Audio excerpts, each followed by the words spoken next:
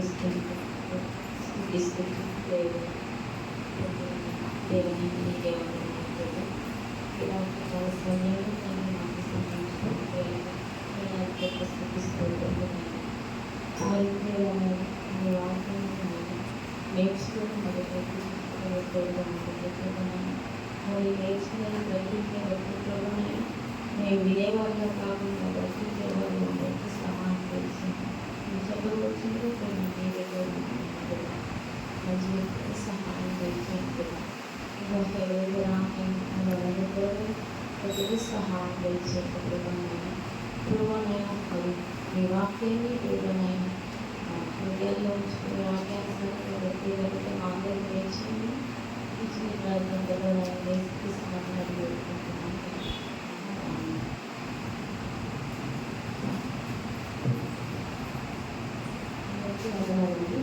ఈరోజు మరి చిన్న అవసరం మా అందరికీ తెలిసిందే, అయినా సకాలంగా ఆలోచన దాని గురించి నేను కూడా నేర్చుకునే మీకు చెప్తున్నాను. స్త్రీలు వాక్యం ప్రకటించకూడదా ఈ అంశాన్ని మరి నేను కూడా కొంచెం పరిశీలించి మీ దగ్గర పంచుకోవాలని నేను కూడా నేర్చుకున్నానండి. మరి స్త్రీలు దేవుని కూర్చున్న మాటలు మరి మాట్లాడకూడదా, అసలు మరి దీని గురించి మనం ఆలోచించాలి. ఇది ఎక్కువగా కొంతమంది ఒక వాక్యాన్ని చూపించి చెప్తూ ఉంటారు, సంఘంలో స్త్రీలు మౌనంగా ఉండాలి, సంఘంలో స్త్రీలు మాట్లాడకూడదు అని చెప్తూ ఉంటారు. 1 కొరింథీ 14వ అధ్యాయంలో ఉంటుంది. 1 కొరింథీ 14వ అధ్యాయం 34వ వచనం చూస్తుంది. 1 కొరింథీ 34వ వచనం 14వ అధ్యాయం మౌనంగా ఉండాలి. స్త్రీలు సంఘంలో మౌనంగా ఉండవలను, వారు లోపలి ఉండవలసిందే కానీ మాట్లాడుతూ వారికి సెలవు లేదు. ఈ రావు ధర్మశాస్త్రంలో చెప్తున్నారు. స్త్రీలు మౌనంగా ఉండాలని ఈ వాక్యం ఎప్పుడు చూసినా ఈ సందర్భాన్ని మరి చెప్తూ ఉంటున్నాను.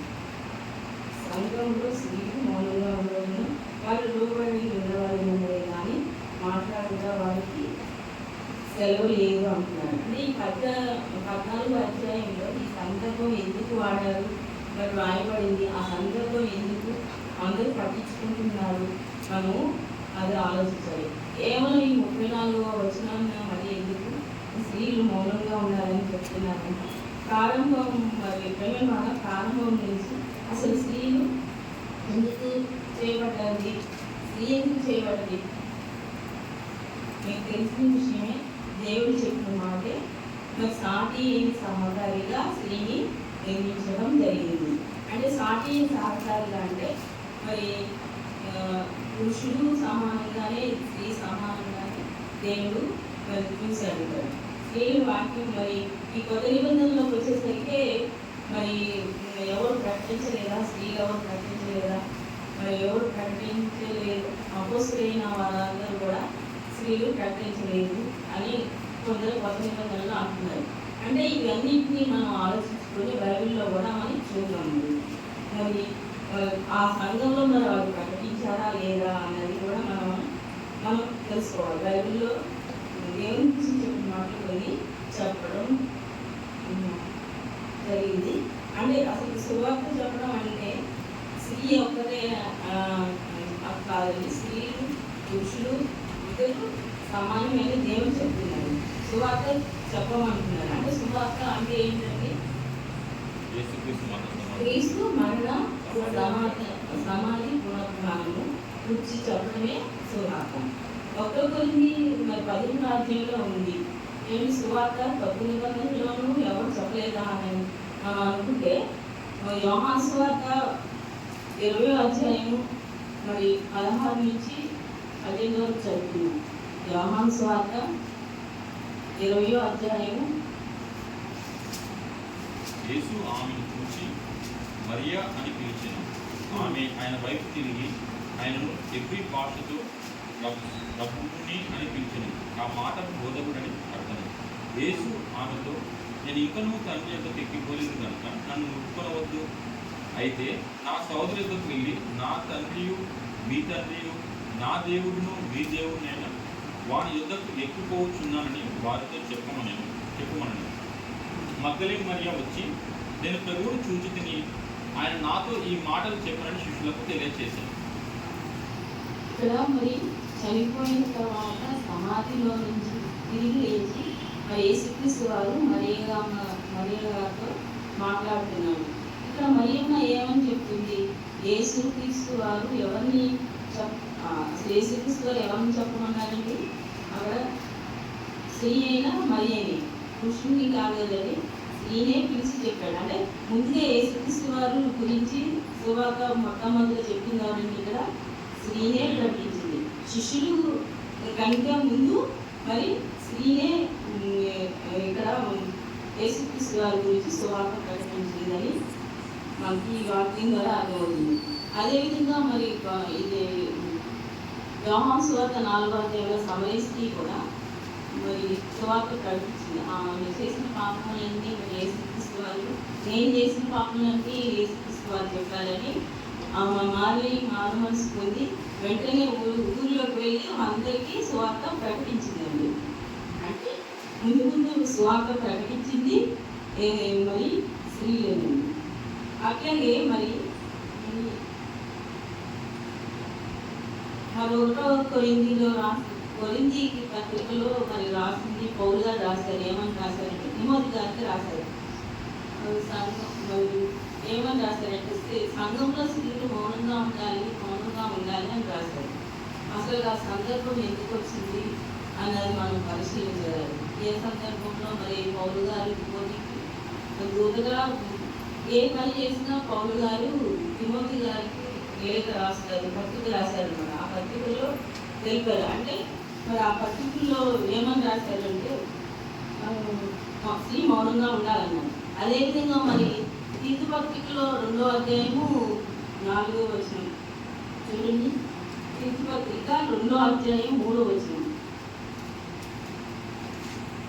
అలాగనే వృద్ధ స్త్రీలు కొండ కత్తెలను విధుల మద్యపానాసక్తులనే ఉండగా ప్రవర్తన ఎందును భయభక్తి గలవారై ఉండవలననియు దేవుని వాక్యము దూషింపబడుతున్నట్లు యవ్వన స్త్రీలు తన భర్తలకు లోబడి ఉండి తమ భర్తలను శిశువులను ప్రేమించు వారును, స్వస్థబుద్ధి గలవారును, పవిత్రులను, ఇంట ఉండి పనిచేసుకుని వారును మంచి వారనై ఉండవలనని బుద్ధి చెప్పుచు మంచి ఉపదేశం చేయువారనై ఉండవలనని బోధించుము. ఇక్కడ మరి తిమోతికి చెప్పారు. అదే తిమోతికి చెప్పిన తర్వాత మరి తీతు గారికి కూడా చెప్పారు. ఏమని చెప్పారు? తిమోతి గారికి ఏమో ప్రకటించొద్దని చెప్పారు, తీతు గారికి ప్రకటించమని చెప్పారు. అయితే స్త్రీలు ఏమన్నారంటే వృద్ధ స్త్రీలు మద్యపానం కొట్టకూడదు, ఇంకా మరి కొండెగత్తే మాటలు మాట్లాడకూడదు, అంటే అక్కడ కూడా ఇక్కడ కూడా పెట్టుకోకూడదు, టైంపాస్ చేయకూడదు, ముసలమ్మ కూర్చుంటూ ఆడకూడదు. ఇక చివరిలో భర్తలను ప్రేమించాలన్నాడు. ఆ తర్వాత పిల్లలను పెంచమన్నాడు. అదంతా అయిన తర్వాత ఆమె మంచి ఉపదేశము చేయువారై ఉండాలన్నాడు. అంటే ఇక్కడ ప్రకటించమని అన్నాడు కదా, నీ పనులు చక్కదిద్దుకోవాలి, నీ వివాహాన్ని చూసుకోవాలి, పక్కవారిని చూడాలి, మంచి ఉపదేశం కూడా నీకు చెప్పమని ఇక్కడ పౌలు గారు ఇక్కడ చెప్పారు, తీతు గారు చెప్పడం జరిగింది. అంటే మరి ఇక్కడ పౌలు గారి తిమోతికి మరి స్త్రీ సమానంగా ఉండాలని తీతు గారికి ప్రకటించాలని ఇక్కడ చెప్పారు. ఈ తిమోతి గారు తీతు గారు కొట్టుకోవాలి, కానీ నీ కాకుండా మనం పోట్లాడుకుంటుంది. గొడవ జరిగితే వాళ్ళిద్దరికి జరగాలి. ఎందుకంటే పౌలు గారు ప్రకటించవద్దు అన్నారు, ప్రకటించమన్నారు. కానీ మనం ఏమో స్త్రీ ప్రకటించకూడదని ఆ ఒక్క వాక్యం బేస్ చేసుకొని అక్కడే ఉంటున్నాం. అయితే మనము దీన్ని ప్రకటించాలా వద్దా అన్నది మనకి ఒక సందర్భంలో ప్రకటించకూడదు అన్నది, ఆ సందర్భం ఏ సందర్భంలో అన్నది మనం తెలుసుకోవాలి. బైబిల్ బాగా చదవాలి, ఆలోచించాలి. బైబిల్ ఊరికనే మనకి రాలేదు, బాగా చదివి అర్థం చేసుకుంటే అని మనకి వస్తుంది. ఆ స్త్రీలు మౌనంగా మరి దేవుని గురించి మాట్లాడకూడదంటే అసలు బైబిల్ దేవుని గురించి మరి స్త్రీలు లేరా, మాట్లాడే స్త్రీలు లేరంటే ఆధునిక కాలంలో మనం ప్రవక్తలు ఉన్నారు, ప్రవక్తలు ఉన్నారు, న్యాయధిపతుల కాలంలో న్యాయాధిపతులు ఉన్నారు, న్యాయాధిపతిని కూడా ఉంది. కాబట్టి ఆమె దెబోరా. న్యాయాధిపతి కాలంలో మరి స్త్రీలు ఈక్వల్గా పెట్టుకొని దేవుని అన్నింటిలో సమానంగా పెట్టుకున్నారండి. దేవుడు మనల్ని కరెక్ట్గానే చూశాడు, కానీ మనం ఏమంటే వాటిని అర్థం చేసుకోకుండా వేరే విధంగా మనం అనుకుంటున్నాం. కానీ దేవుడైతే మనల్ని స్త్రీని కానీ పురుషుని కానీ సమానంగా చూశాడు. మరి పాత నిబంధనలో కట్టించవద్దని కానీ మాట్లాడవద్దని కానీ ఏమైనా చెప్పాడంటే లేదు, ప్రవక్తలు చెప్పారు, న్యాయాధిపతులు చెప్పారు. ఇక్కడ మరి మిరియం గారికి తెలుసు కదండి, మోషే గారు ఎంత సేవ చేశారో మోషే గారికి సమానంగా మిరియం గారు కూడా అదే సేవ చేశారు. మరి వారు కూడా సేవ చేసి నడిపించారని మనకి అర్థమవుతుంది. అంటే కొత్త నిబంధనలు వచ్చేసరికి అంత సైలెంట్గా ఉండమన్నారంటే అక్కడ సందర్భం ఏంటో మనం కూడా ఆలోచించుకోవాలి. చూద్దాం, యోహాను గారు రాసిన పత్రిక 2వ పత్రిక 1వ అధ్యాయము 1-5. పెద్దనైన నేను ఏర్పరచబడిన అమ్మగారికి ఆ పిల్లలకు శుభమని చెప్పి వాయినది. నేను మాత్రమే కాక సత్యంలో ఎరిగిన వారందరూ మనలో నిల్చుచు మనతో ఎల్లప్పుడూ ఉండు సత్యంను బట్టి మేము నిజంగా ప్రేమించుతున్నాము. సత్య ప్రేమలు మన ఉండగా తండ్రి అయిన దేవుని యొద్ద నుండి, తండ్రి యొక్క కుమారుడు యేసుక్రీస్తు యొద్ద నుండి కృపయు కనికరము సమాధానము మనకు తోడము. తండ్రి వలన మనము ఆజ్ఞ పొందిన ప్రకారము నీ పిల్లలతో కొందరు సత్యంను అనుసరించి నడుచుచుట కనుకొని బహుగా సంతోషించుచున్నాను. కాగా అమ్మ, కొత్త ఆజ్ఞ నీకు రాసినట్టు కాదు, కానీ మొదటి నుండి మనకు కలిగిన ఆజ్ఞనే వ్రాయచ్చు. మనము ఒకరినొకరము ప్రేమింపవలనని నిన్ను వేడుకొనుచున్నాము. ఇక్కడ మరి ఈవిడ ఎవరంట? ఏర్పరచబడిన అమ్మగారిని, ఆమె పిల్లలు శుభమని చెప్పి వ్రాయబడింది. అంటే యోహాను గారు మరి ఇక్కడ ఏం చేశారంటే ఉత్తరం రాశారంట, లేఖ రాశారంట. ఆ లేఖలో మరి అమ్మగారని సంబోధించడం జరిగింది. ఉత్తరం రాశారు అంటే మరి అమ్మగారు అక్కడ ఏం చేస్తున్నారని, మరి సంఘంలో ఉన్నారు. సంఘానికి ఉత్తరం రాశారు. ఇక్కడ అమ్మగారికి వందనాలు అంటూ మరి అన్నాడు. స్త్రీలను తక్కువ చేశాడని ఇక్కడ లేదు కదా, దేవుడే మరి మంచిగా మరి ఇక్కడ సంబోధించినట్టు తెలుస్తుంది, రాయించినట్టు. అంటే బైబిల్లో బాగా నేర్చుకోలేదు, విషయాన్ని మనం గ్రహించలేదండి. బాగా చదువుకుంటేనే మనకి ఏ సందర్భానుసారంగా మనం చదువుకుంటేనే అర్థమవుతుంది. మరి స్త్రీలు సంఘంలో మౌనంగా ఉండవలసింది అని అంటే వారిని లోబడి ఉండవలసింది అని అన్నారంటే మాట్లాడటానికి సెలవు లేదని అన్నాడంటే అక్కడ సందర్భం ఏంటంటే అక్కడ గొడవ జరుగుతుంది కాబట్టి, ఆ సంఘంలో గొడవ జరుగుతుంది కాబట్టి మరి ఆ గొడవను బట్టి అక్కడ మాట్లాడకూడదని చెప్పడం జరిగింది. అంటే ఇక్కడ మరి మౌనంగా ఎందుకు ఉన్నామన్నారంటే సంఘ పెద్దలు అక్కడ గొడవలు పడుతున్నారు, సంఘంలో గొడవ పడుతున్నప్పుడు స్త్రీ మాట్లాడకూడదని చెప్పారు. ఈ సందర్భంలో మరి స్త్రీ మాట్లాడితే ఒక పురుషుడు మాట్లాడుకుంటే 2-3 మాటల్లో తేలిపోతుంది ఏ విషయమైనా. అదే మూడో వ్యక్తి స్త్రీ మరి కల్పించుకుందనుకోండి, స్త్రీని మరి కల్పించుకున్నప్పుడు మరి ఇంకా ఎక్కువ పోట్లాట, ఇంకా ఎక్కువ వాదన అవుతుంది. కాబట్టి అప్పుడు పౌలు గారు కోరింది సంఘానికి లేఖ రాశాడు. ఏమనంటే స్త్రీని మరి పురుషులు సంఘానికి సంబంధించి మాట్లాడినప్పుడు స్త్రీలు మాట్లాడకూడదు, మౌనంగా ఉండాలి. అందుకనే అక్కడ ఆ సంఘంలో ఆ 14వ అధ్యాయంలో సంఘానికి రాశాడు, లేఖ రాశాడు. మరి అంటే కొరింథీ సంఘంలో మరి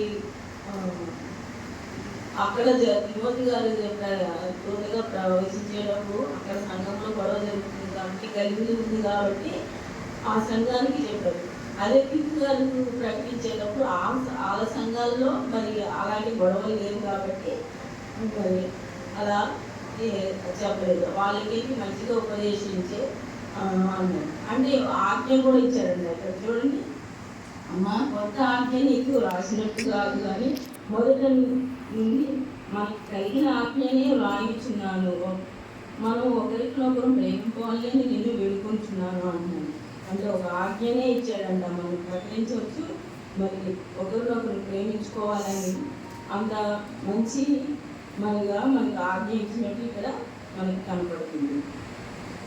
మరి ఆ సంఘంలో మరి దీది గారు ఏమో ప్రకటించారంటే ఆ సంఘంలో ఏ గొడవ లేదు కాబట్టి ప్రకటించడం జరిగింది.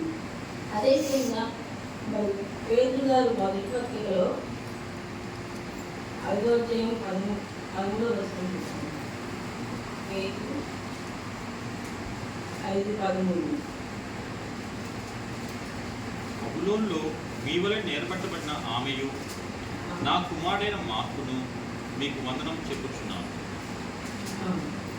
ఇక్కడ బబులోను మీ వలె నేర్పించబడిన ఆమెయు ఆమె కుమారుడైన మార్కును మీకు వందనములు చెప్తున్నాను. ఇక్కడ ఆమె కూడా ఏర్పరచబడిన ఇక్కడ స్త్రీ అని చెప్పడం జరిగింది. అంటే ఏర్పరచబడింది అంటే మీకు వలె నేర్పించబడినది ఆమె నా కుమారుడైన మార్కును. అంటే ఆమె ఎందుకు ఏర్పరచబడింది? దేవుని వాక్యాన్ని చెప్పడానికి, మన సంఘాన్ని నడిపించడానికి, దేవుని కొరకు బ్రతకడానికి. ఇక్కడ స్త్రీలను కూడా తప్పు చేశాడని లేదు, దేవుడే ఏమనలేదు. మరి బైబిల్ బాగా నేర్చుకోలేక, మరి కరెక్ట్గా ఆలోచించడం మనకి చేతగాక, మరి బైబిల్ని సరిగా చదువుకోకుండా మనము ఆలోచిస్తున్నాం కాబట్టి మనకి ఇట్లాంటి ఆలోచనలు ఇస్తున్నాం. మరి బైబిల్ బాగా చదువుకోవాలి. పాత నిబంధనలో డైరెక్ట్గా సేవకురాలు అన్న మాట కూడా ఉంటుంది. కీర్తనలు 116వ అధ్యాయం 16వ వచనం. కీర్తనలు 116 16వ వచనం. యెహోవా, నేను నిజంగా నీ సేవకులను నీ సేవకురాలి కుమారుడై ఉన్నాను. నీవు నా కట్లు విప్పి ఉన్నావు.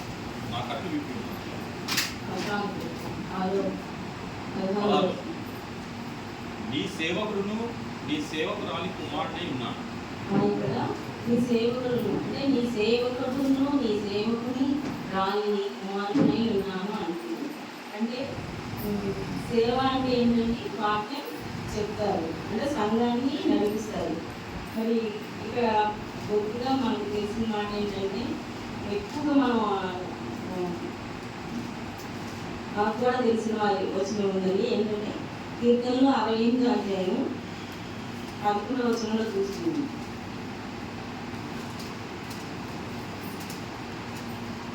కీర్తనలో 68 ప్రభువు మాట సెలవిస్తున్నాడు, దాన్ని ప్రకటించే స్త్రీలు గొప్ప సైన్యంగా ఉన్నారు. ఇక్కడ ప్రకటించమనిస్తున్నాడు, గొప్ప సైన్యంగా ఉంచుతాడు. ఉంచేది వాళ్ళకి స్త్రీలు అంటారు. అంటే ప్రకటించమని ఇక్కడ చెప్తున్నాడు, ప్రకటించదని చెప్పట్లేదు.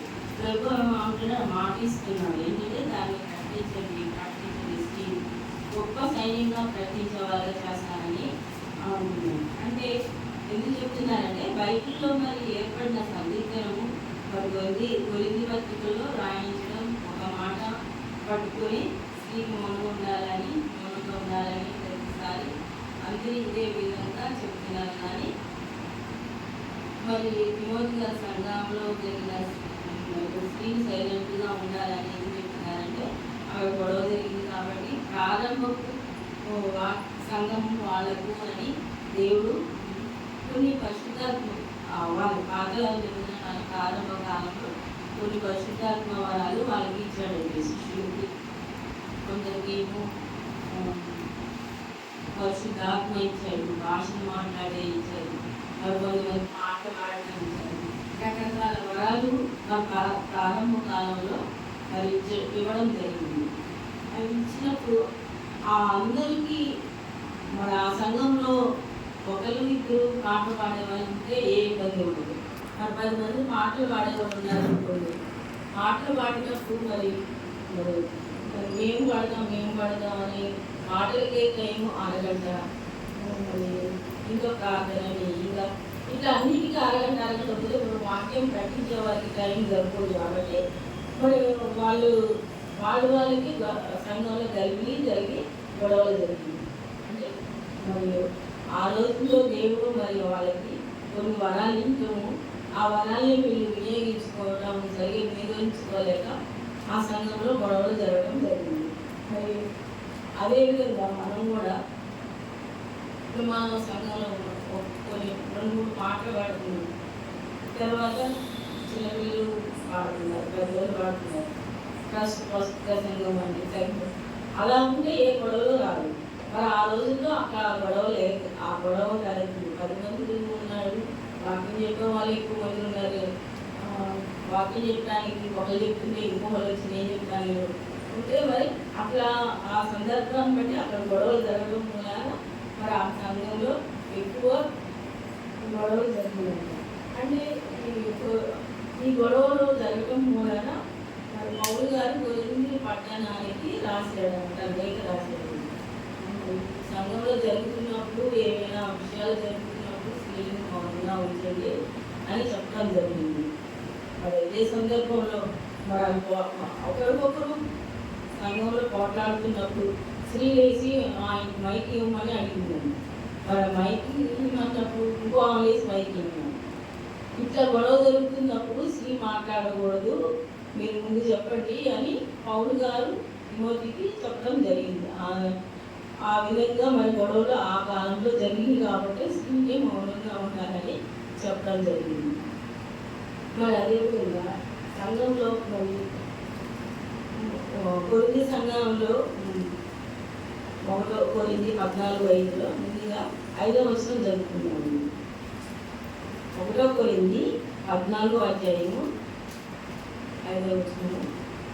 ముందుగా 1వ వచనం ప్రారంభము ప్రేమ కలిగి వినుట ప్రయాసపడి అని ఎలా చెబుతున్నాడు. ఇక్కడ ఈ ప్రసంగం చెప్పాడండి. అంటే ప్రసంగంలో స్టార్టింగ్లో ఏమని చెప్పాడు? ప్రేమ కలిగి వినుట ప్రయాసపడి అన్నాడు. ప్రేమ కలిగి ప్రయాసపడి అంటే అక్కడ ఏదో ఉన్న వాళ్ళకి ఎవరికైనా అప్పుడు సమస్య ఉంది కాబట్టి ప్రేమ కలిగి ఉండండి. అంటే ఒకరికొకరు అక్కడ ఖర్చుకోవడం, రక్షించుకోవడం, ఒకరికొకరు మరి పోట్లాడుకోవడం, గొడవలు జరుగుతున్నాయి. అందుకనే ప్రసంగం అలాంటప్పుడే ఇలాంటి ప్రసంగాలు చేయడం జరుగుతుంది. మరి ప్రేమగా ఒకరికొకరు ప్రేమగా ఉండకపోవడం ఈ అధ్యాయంలో మొదట్లోనే మనకి అర్థమవుతుంది. అందు గురించి ఈ సంఘంలో మరి గొడవ జరుగుతుంది అని లేఖ రాయడం జరిగింది. మరి ఇక్కడ మరి ఎప్పుడైనా సరే మరి 26వ వచనంలోకి వచ్చేసరికి చూడండి. సహోదరులారా, ఇప్పుడు మీలో ఏమి జరుగుతున్నది?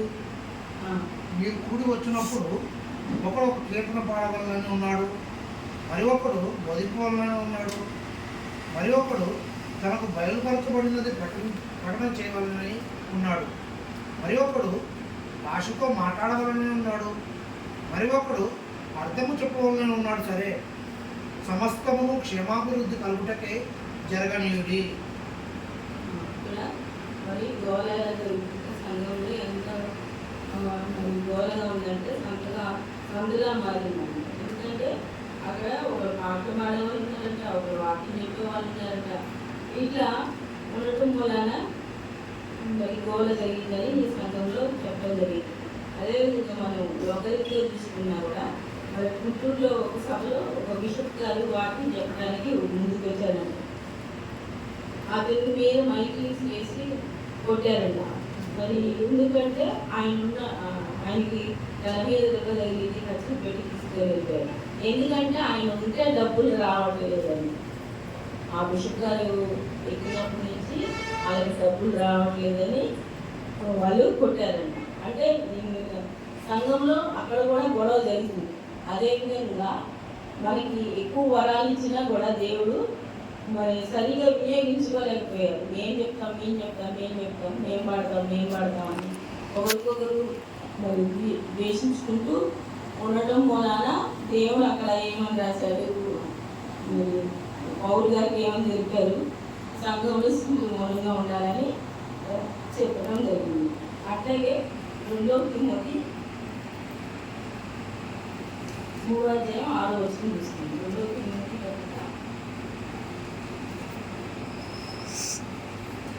3:6. పాప భరితులైన నానా విధములైన దురాశ వలన నడిపింపబడి ఎల్లప్పుడూ నేర్చుకొనిచున్నాను.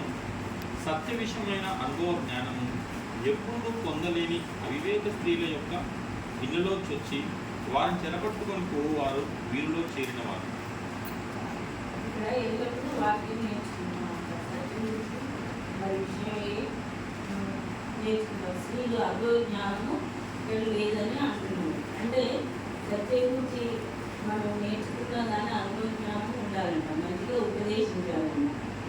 మరి ఎక్కువగా మరి స్త్రీలు కూడా గురించి కూడా రాయించడం జరిగింది. అదేవిధంగా అపొస్తలుల కార్యం 8:1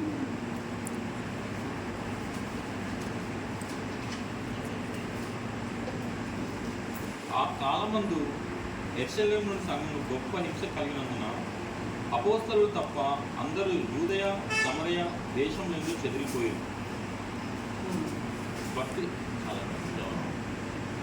భక్తి గల మనుషులు స్టెఫెను సమాధి చేసి అతన్ని గూర్చి బహుగా ప్రలాపించిరి.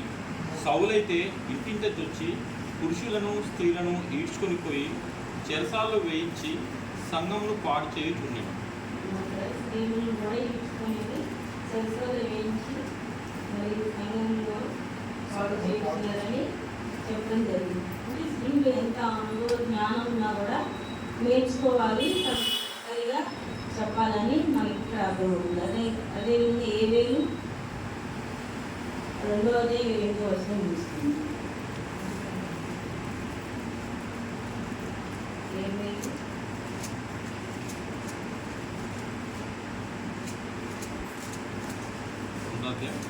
2:3 వాటి ముందర 2:3 వాటి ముందర అగ్ని మండుచున్నది, వాటి వెనుక మంట కాలుచున్నది. అవి రాకమునుపు భూమి ఏదేని వల్ల ఉండెను. అవి వచ్చిపోయిన తర్వాత తప్పించుకున్నది ఏదియు విడవబడక భూమి ఎడారులు పాడాయను. వాటి రూపములు గుర్రముల రూపములు వంటివి. రౌతుల తర్వాత నేను జనుల మీద నా ఆత్మ కుమారుడు, ఏ కుమారులు నా కుమారులు ప్రవచనం చెప్పుడు, ముసలివాళ్ళు కాదు, ఈ యవ్వనులు దర్శనములు. అంటే ఇక్కడ మరి నాన్నగాను మరి కుమారులు కుమార్తెలు కూడా వాక్యం చెప్తారని అన్నది. ముసలివాళ్ళు ఏమి, మరి పెద్దలేమి చిన్నలేమి ఎవరైనా సరే సువార్త అయితే మనం ఇక్కడ ప్రకటించాలని. అసలు మరి 1 పేతురు 2:9 ఉంటుంది. మరి ఎప్పుడు చదువుతున్నది 1 పేతురు 2:9. అయితే మీరు చీకట్లో నుండి ఆశ్చర్యకరమైన తన వెలుగులోనికి మిమ్మల్ని పిలిచిన వాని గుణాతిశయమును ప్రచురం చేయు నిమిత్తము ఏర్పట్టబడిన వంశమును, రాజులైన యాచక సమూహమును, పరిశుద్ధ జనమును, దేవుని సొత్తైన ప్రజలై ఉన్నారు. చీకటిలో నుండి ఆశ్చర్యకరమైన వెలుగులోకి నియమించి గుణాతిశయములు ప్రచురించే నిమిత్తం ఏర్పరచబడిన వంశము, రాజులైన యాజకుల సమూహము. అంటే పరిశుద్ధ జనములు దేవుని సొత్తై ఉన్నారు. ఇక్కడ మరి యాజకులైన సమూహం అంటే స్త్రీలు కూడా వస్తారండి. మరి ప్రవచించడానికి స్త్రీలు వస్తారు.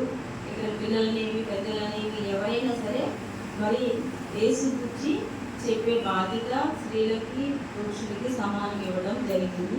మరి మనం ఎక్కువ సందర్భానుసారంగా బైబిల్ని బాగా చదవాలి, చదివి విని మరి ఆ సందర్భం ఏ సందర్భం గురించి ఏం రాయబడిందో తెలుసుకొని ఇప్పుడు ప్రకటిస్తే ఏ గోళలు రావు.